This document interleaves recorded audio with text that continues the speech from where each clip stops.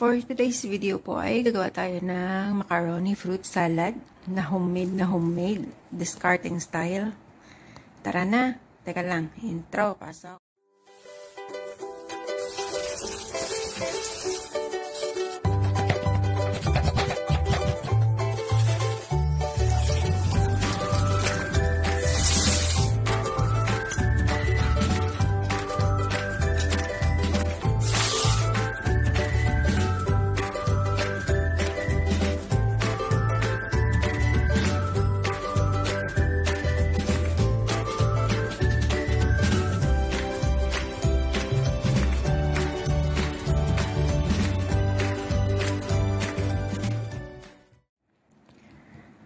So, nagkikrave tayo ng macaroni salad. Ilang years na rin na hindi tayo nakatikim nito. So, may twist po siya. Discarding nga, diba? Ito, may raisins tayo.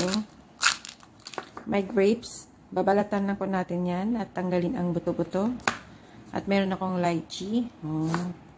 Ilang piraso. Siyempre, budgeted style, diba? Meron tayong apple. Meron pa ako doon kung gusto nating dagdagan. Meron ako pineapple. Ayan.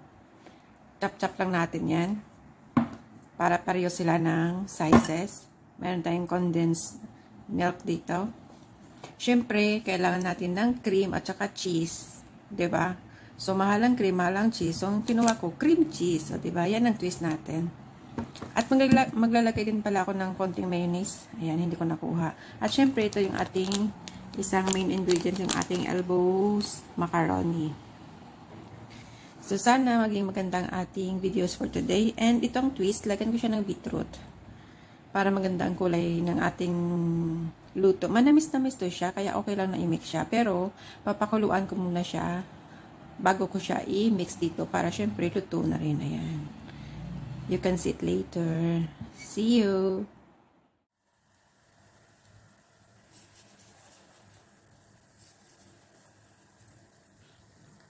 So, ayan ang ating pinakuluang tubig. Meron na yung konting mantika at asin.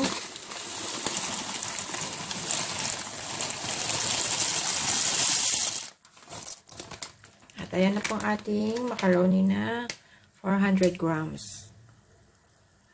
Pakuluan na po natin. Huwag i-overcook, i-drain, at saka i-set aside.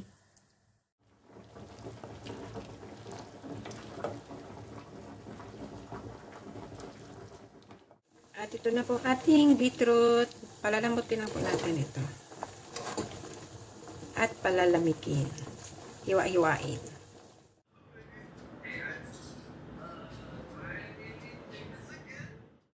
Ito na guys, ang exciting part. Ready na ako.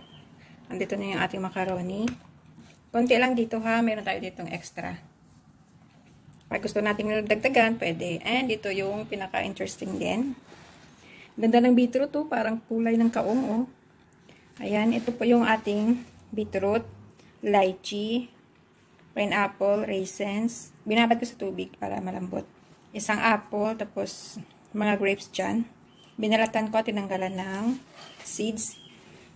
And syempre, ito yung ating condensed milk. Tapos cream cheese na ano.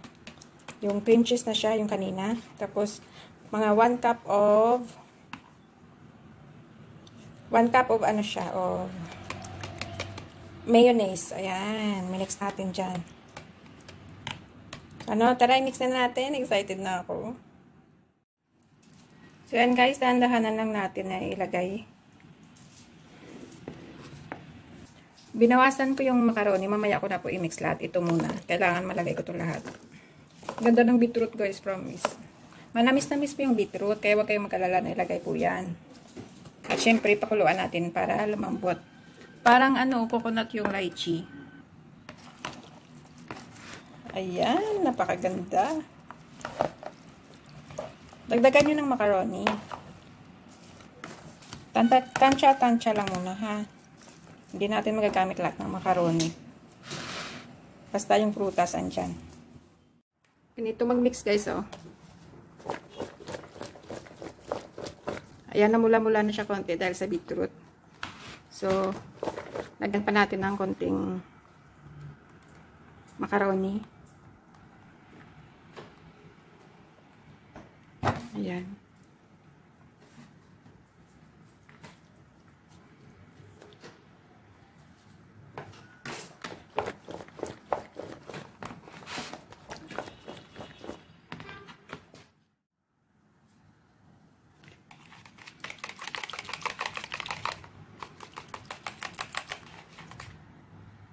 Andito na ating cream. Oh my gulay. Tagal ko to guys, hindi nakakain. Tapos, dagdagan na natin ng macaroni kapag overcream tayo. Wow, overcream. Saan ang galing yun? Ayan oh. Ayos. So, konting macaroni pa. Kasi may cream pa tayo natira. Konti pa. Ayan. Kami lang naman kakain. Kamain ko na lang. Pero kung ibebenta nyo, gamit kayo ng mga gloves dyan ha. Huwag nyo akong gayahin. And ang ating natirang cream. Ayan, excited na akong tikman to. Mamayang gabi. Ayan o, tikman natin.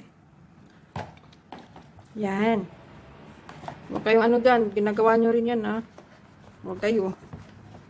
Matatapon pala yung cream. Ganda ng kulay ng beetroot guys. So, tingnan nyo. Hindi ko lang dinamihan kasi syempre baka ayaw nila. Pero meron pa ako natira sa ref. Ayun o. Saktong-sakto lang yan guys yung cream nyo. Importante, masarap. At saka masustansya. Pwede nyo rin lagyan nyo ng cheese. Cream cheese yung ginamit ko. So, okay na yan. O, diba? Meron tayong isang palangganang macaroni. Maubos ko to next year. Next year. Ganda ng beetroot guys. Dadagdagan ko pa to siguro ng konti. Pero okay na to. Yung kakainin ko ba, dadagdagan ko siya.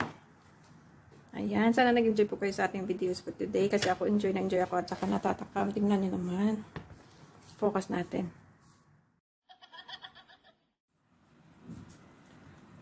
Ayan o, tingnan nyo naman yung beetroot natin. Napakaganda. Diba? O. Parang kaong lang eh. And guys, macaroni with a twist. Salamat po sa inyong panonood. Please do like, share, subscribe, comment down below para lagi tayong updated sa ating mga upcoming videos. Ayan, nabubulol na ako sa sarap. Natatakam na ako. See you guys. Salamat. Thank you so much. Bye-bye. At ito na po ang ating gawa. Masarap siya guys. Kung hindi kayo mahilig sa beetroot, huwag nyo lang damihan maglagay. It's optional naman po yan. Pero for me, masarap po siya. Thank you.